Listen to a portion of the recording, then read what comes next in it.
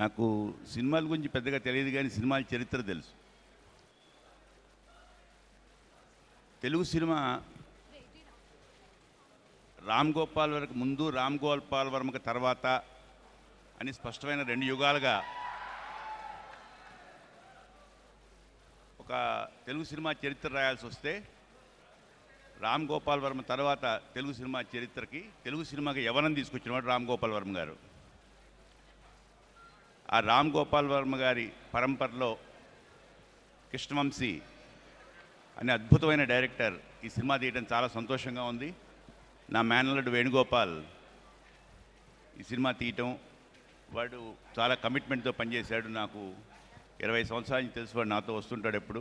చాలా కమిట్మెంట్గా పనిచేశాడు. నేను అంతఃపురం సినిమా చూసినప్పుడు